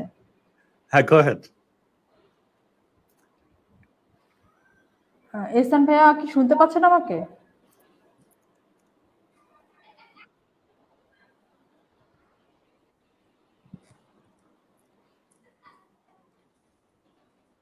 হ্যালো। হ্যাঁ, আমি শুনতে পাচ্ছি। আমি যে শুনলাম হাইটেক নিয়ে কাজ করি, বাট আই থিঙ্ক ওইখানেই সমস্যা। হাইটেক নিয়ে কাজ করি দেখি হয়তো বাজারে গিয়ে ক্লাস করার যে সমস্যা। আমি ভিডিও অন করি। এখন কি আমাকে শোনা যাচ্ছে? শোনা যাচ্ছে নীলা। আমি বলতে যে পুকুর পাড়ে ক্লাস করা কিংবা গাছে চড়ে ক্লাস করা ওই সম্পর্কে আমাদের ছিল না। সেজন্য লাফিফা ম্যাডামকে অনেক ধন্যবাদ এই ব্যাপারগুলো আমাদেরকে বলার জন্য। আপনি যদি প্রথমে বলতেন তাহলে হয়তো। ভাই আমার যেটা কোশ্চেন আপনার কাছে, সবাই হচ্ছে বেচারা আমরা যদি এখানে এত স্ট্রাগল করতে থাকি অনলাইন লার্নিং নিয়ে, তাহলে নিশ্চয়ই স্টুডেন্ট এটাই বাস্তবতা। সেটাই কন্টিনিউ করেন। Go ahead. Finish your thing. আমাদের সমস্যা হচ্ছে অন্যরকম। আমাদের সমস্যা যেমন আমি যখন ক্লাস করাই তখন ওই সময়টাতে কোরিয়া থেকে যে স্টুডেন্ট লগ ইন করতে তারা রাত 2টার সময়, ওরা কেমনে ক্লাস করবে? কিংবা আমি যদি তাদেরকে এথিক্স নিয়ে পড়ানোর চেষ্টা করি, যে স্টুডেন্ট চায়না থেকে লগ ইন করছে। আমার কোশ্চেনটা হচ্ছে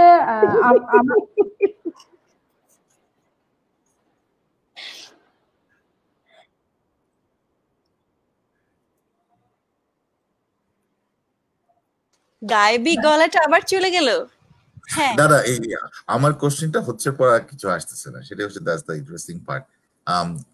I would say Ehsan, just go ahead, like fast you're like, so that before the question comes.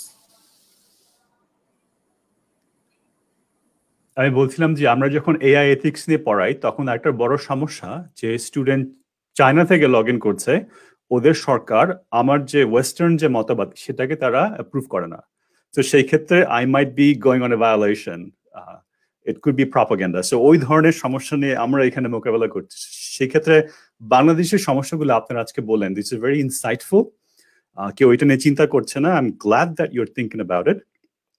এবং একটা জিনিস যেটা আমরা এখানে করছি যে অ্যাসিনক্রোনাস লার্নিং, যে পুরো জিনিসটা ক্লাসে না করে আমি আগে থেকে 30 মিনিট একটা লেকচার তৈরি করছি, যারা স্টুডেন্টরা নিজেদের খুশি মতো হয়তো বাজারে বসে কিংবা পুকুর পাড়ে বসে কিংবা গাছের মগডালে বসে সে যখন খুশি মতো শুনতে পারবে, এবং ক্লাস টাইমে যার খুশি সে আসবে তার কোনো প্রশ্ন নিয়ে, প্রশ্ন থাকলে সে প্রশ্ন নিয়ে কথা বলবে। I think that asynchronous mode is working out well, specially যেসব স্টুডেন্ট আন্ডার প্রিভিলেজড, যাদের ওই সময়টা নেই এই নির্দিষ্ট সময় ক্লাসে আসার জন্য।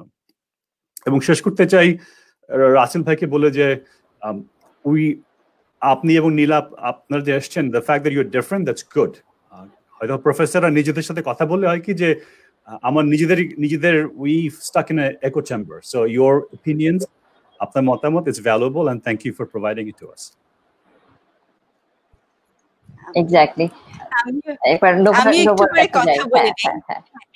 আচ্ছা, আমি নিজ থেকে একটু ফ্লোর নিয়ে নিলাম। রাসেল ভাই, আপনাকে দিয়ে শুরু করতে চাচ্ছি। আমার এমনিতে আমি সবসময় অন্যদের অনেক দোষ ধরি যে বাংলাদেশিদেরকে কেউ পাত্তা দেয় না, বিদেশিদেরকে খুঁজে খুঁজে বের করে, বিদেশিদের নাম আগে বলে, বিদেশিদের ছবিটা একটু বড় থাকে। ওয়েবিনারে বিদেশি ছাড়া হয়ই না। বিদেশি মানে যারা বিদেশে থাকে তাদেরকে বেশি ভালোবাসে। বাংলাদেশে আসার পরপরই প্রথম যেটা হলো, কয়েকটা প্রোগ্রাম কমিটি থেকে আমরা বাদ পড়ে গেলাম। মানে জর্জিয়া অ্যাফিলিয়েশন থেকে যেই দেশি অ্যাফিলিয়েশন হয়ে গেল, সাথে সাথে কম দামি হয়ে গেল। এটা বিদেশি কনফারেন্সের কথা বলছি না, দেশীয় কনফারেন্স, দেশীয় ইন্টারন্যাশনাল কনফারেন্সের কথা বলছি। তো সেইখানে আমি নিজে প্রচন্ড লজ্জিত বোধ করছি, যেখানে আমরা আসলে দেশীয় টেকনোলজির কথা চিন্তা করিনি। আমি আসলে এটা নিয়ে একদমই জানতাম না। আমরা টিচাররা আসলে কারেন্ট ডেভেলপমেন্টের থেকে অবশ্যই অনেক দূরে হয়ে গেছি। তাহলে আপনাকে দাওয়াত দিলাম, অবশ্যই আসবেন, আমাদের সাথে শেয়ার করবেন। আমি শুধু একটা ফ্যাকাল্টি, ডিসিশন মেকিং এ আমার কোনো ক্ষমতা নেই, কিন্তু আমি মানে এক্সপেরিমেন্ট করতে, ট্রাই আউট করতে এবং এটা নিয়ে কথা বলতে এবং খারাপ খারাপ সমালোচনা দিতে, যেটা রূঢ় সত্যি সেগুলো বলতে আমার কোনো একটুও কষ্ট হবে না।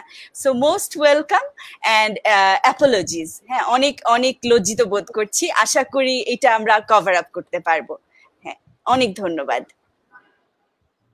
আপা থ্যাংক ইউ। আমি কিন্তু কাউকে পার্সোনালি মেন করি নাই। আমারটা পার্সোনালি না, কিন্তু আমি বলছি যে আমাদের থেকেও মানে আমাদেরও এখানে আরেকটু চেষ্টা করতে হবে আর কি। এটা পার্সোনাল না, অবশ্যই কমিউনিটি বেস।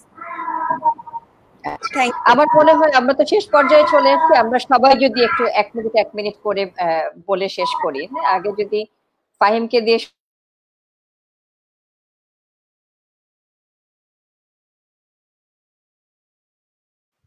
ফাহিম শুরু করি, যে মেসেজ যেটা আছে স্পেশালের জন্য, তাদের জন্য যদি কোনো মেসেজ থাকে। সরি বাপা, আমি ব্রেকগ্রাউন্ড ছিল, কাদের জন্য মেসেজ দিতে হবে? আচ্ছা, না আমি বলছিলাম যে বাংলাদেশ উইমেন অ্যান্ড টেকনোলজিতে তো আমরা মূলত যেসব মেয়েরা টেকনোলজি নিয়ে কাজ করে তাদেরকে নিয়ে কাজ করি, এবং আমাদের আগে যেটা ছিল যে মূলত আমরা প্রফেশনাল যারা টেকনোলজি প্রফেশনাল লাইক এন্টারপ্রেনার যারা আছেন বা যারা কর্পোরেট ফিল্ডে আছেন, যারা একাডেমিয়াতে আছেন, মূলত তারাই আমাদের মেম্বার ছিল। তো এই বছর 2020 সাল থেকে আমরা স্টুডেন্ট মেম্বারশিপ শুরু করেছি। যারা টেকনোলজি বিষয়ে পড়াশোনা করছেন তারা উইমেন টেকনোলজি স্টুডেন্ট মেম্বার হতে পারেন। সো যেহেতু আমাদের আজকে বলতে আমরা এডুটেক নিয়ে আলোচনা করছি, সো আমরা একটু শেষ পর্যায়ে চলে এসেছি। তো আমাদের স্টুডেন্ট মেম্বারদের জন্য বা যারা টেকনোলজি নিয়ে কাজ করছেন তাদের জন্য আমরা সবার কাছ থেকে যদি 1 মিনিট করে একটা মেসেজ যদি আমরা শুনতে চাই আপনাদের কাছ থেকে, আপনাদের যদি কিছু মেসেজ দেওয়ার থাকে আমাদের মেয়েদের জন্য। ধন্যবাদ আপু, এবং ধন্যবাদ এই অর্গানাইজেশনটাকে এই জিনিসটা অর্গানাইজ করবার জন্য। Thank you so much. Women and IT, আসলে যেটা হচ্ছে কি, আমার যেটা মনে হয় স্টুডেন্টদের জন্য যে ভবিষ্যৎটা আসলে চেঞ্জ হয়ে গেছে, আমরা চাই বা না চাই। এবং টেকনোলজি নিয়ে আমরা যেরকম হাইপোথেটিক্যাল কথা বলছিলাম, সম্ভাবনা নিয়ে, প্রয়োগ নিয়ে, সেটা এখন প্র্যাকটিক্যালি আমাদের মুখের সামনে এসে পড়েছে। নোভা আপু যেটা বলছিলেন যে ঠেলা পড়েছে আমাদের জন্য, তো একটা বিশাল ঠেলা এটা। তো এটা আমাদের ইউটিলাইজ করতে হবে। তবে এখানে আরেকটা জিনিস আমার মনে হয় কি, যে কি নেই সেটার ফোকাস করার সাথে সাথে কি আছে সেটা আমাদের দেখাটা খুব জরুরি দরকার। দুটো জিনিস, 1 নাম্বার হচ্ছে এই কোভিড কালীন সময় আমরা যেটা বুঝতে পারলাম যে এশিয়ান কান্ট্রিজ গুলো কিন্তু খুব ভালো কাজ করেছে, এবং তাদের বিভিন্ন পর্যায়ে, জনগণের ক্ষেত্রে, পলিসি মেকিং এর ক্ষেত্রে, টেকনোলজি ইনফ্রাস্ট্রাকচারের ক্ষেত্রে।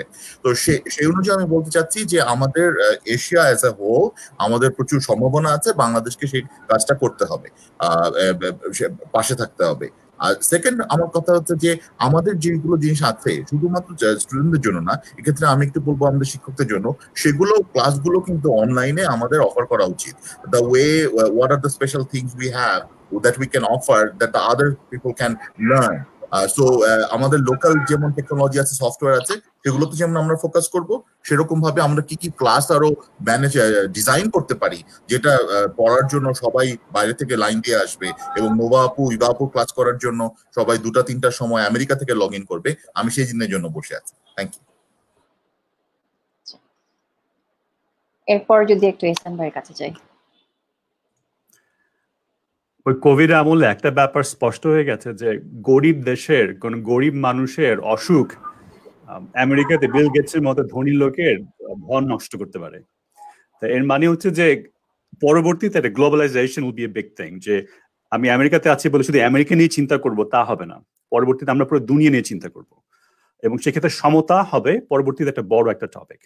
তো সেক্ষেত্রে সব দিক দিয়ে সমতা। ছোট্ট একটা উদাহরণ দেয় যে অ্যাপল একটা কোম্পানি, ওরা একটা ফিটনেস ট্র্যাকার তৈরি করেছিল, এবং তৈরি করার পরে দেখা গেল যে ফিটনেস ট্র্যাকারে ছেলেদের সবকিছু দেখে, কিন্তু মেয়েদের যেমন ধরেন মান্থলি যে ফিনোমেনা আছে সেটা নিয়ে কোনো অ্যাক্সেস নাই বা কোনো ধরনের তথ্য নাই।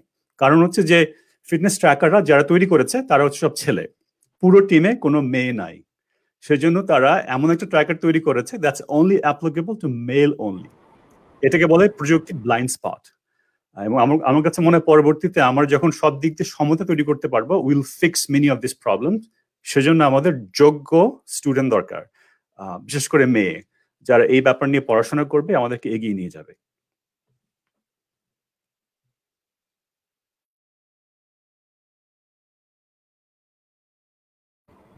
নোভা আপু,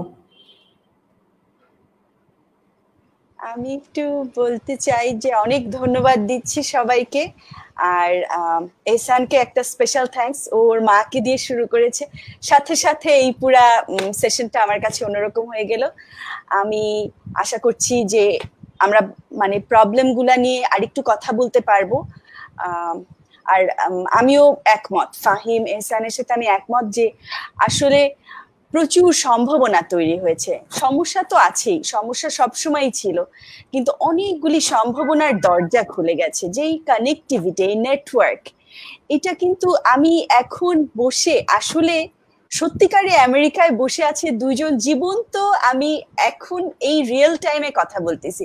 এখন আমার এখানে 9টা 10 বাজে, ওদের ওখানে সকালের সময়, এবং আমি ওদের সাথে কথা বলছি, ওরা যেই উত্তরটা দিচ্ছে আমি বাংলাদেশে বসে এটা শুনতেছি। এটা বিশাল একটা আসলে সুযোগ আমাদের জন্য, এটা অনেকগুলি দরজা খুলে দিচ্ছে। এইরকম সম্ভাবনাগুলা, এরকম শিখার সম্ভাবনাগুলা আমাদের সবগুলাই বের করতে হবে যে কোথায় কোন জিনিসটা আমরা কাজে লাগাতে পারবো। আমাদের নিজেদের দেশের যারা ছড়াই ছিটা আছে দেশ বিদেশে, আমাদের নিজেদের দেশের টেকনোলজি আছে, বাইরের টেকনোলজি আছে, মানে প্রচুর জিনিসপত্র আছে। এখন আমরা সেগুলা নাড়াচাড়া করে দেখতে পারি কোনটা আমাদের মজা লাগছে, কোনটা আমাদের কাজে লাগছে, কোথায় কোন দুর্বলতাটা আছে। কাজেই এই সুযোগটা আমরা আমাদের নিজেদেরকে তৈরি করার জন্য ব্যবহার করি। আর কোনো রকম কোনো কিছু যদি লাগে, কোনো যদি মানে পরামর্শ থাকে, আমরা শোনার জন্য বসে আছি। অসংখ্য ধন্যবাদ। আসসালামু আলাইকুম।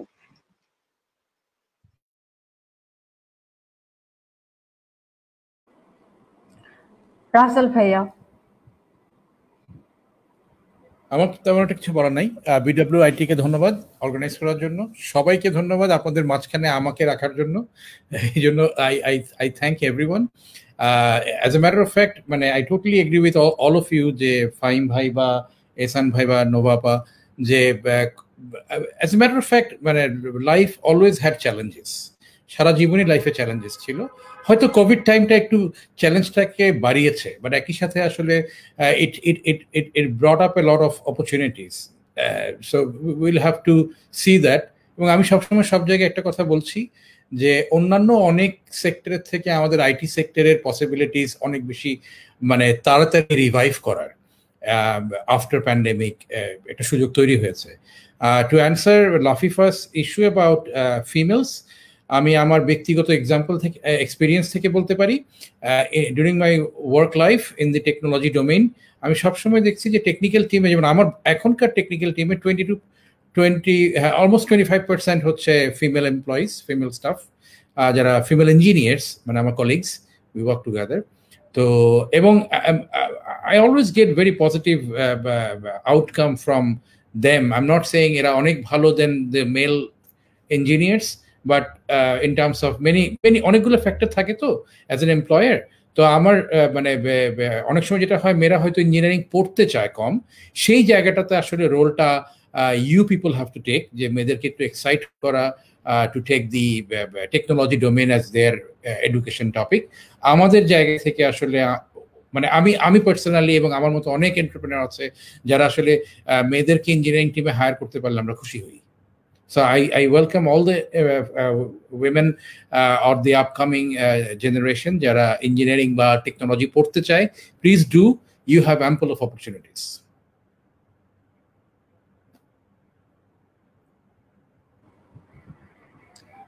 ধন্যবাদ রাসেল ভাইয়া। লাফিফা।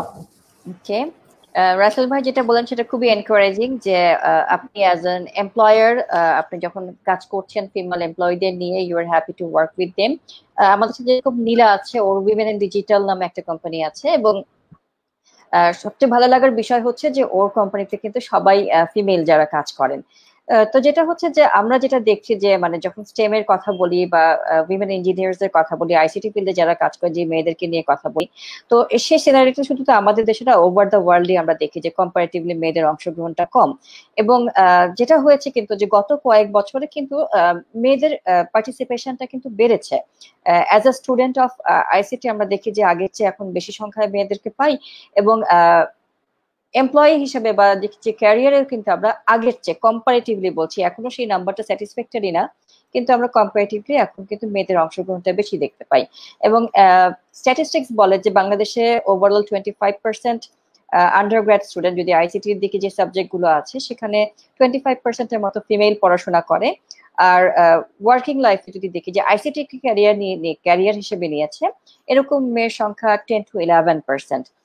তো যেটা হচ্ছে আমাদের এখনো কিন্তু দেখছে যে প্রায় আরো 50% মেয়ে যারা পড়ছে আইসিটিতে, তাদের মধ্যে কিন্তু 50% তারা কিন্তু ক্যারিয়ারকে নিচ্ছে না, আইসিটিতে ক্যারিয়ার নিচ্ছে না। তাদের হয়তো দেখা যাচ্ছে অনেকে অন্য ফিল্ডে চলে যাচ্ছে, আবার হয়তো বা অনেকে দেখা যাচ্ছে যে ক্যারিয়ারের দিকে না, যে হয়তো যে তারা অ্যাজ এ হাউস ওয়াইফ হয়তো থেকে যাচ্ছেন। সো আমাদের কিন্তু সুযোগ আছে মেয়েদেরকে নিয়ে কাজ করার এবং তাদের স্কিল ডেভেলপমেন্ট। যেটা হয় যে যখন আমরা স্কিল গ্যাপটাকে মিনিমাইজ করতে পারি তখন কিন্তু দেখা যায় যে এই যে আমাদের যে কম্পিটিটিভ মার্কেটটা, যখন আমরা আমাদের স্কিলটাকে প্রুভ করতে পারবো, আমি ছেলে হই বা আমি মেয়ে হই, তখন কিন্তু সেই গ্যাপটা আর থাকে না। এবং রিসেন্টলি আমরা বেশ কিছু ইনিশিয়েটিভ নিয়েছি যে স্কিল ডেভেলপমেন্ট নিয়ে কাজ করার জন্য।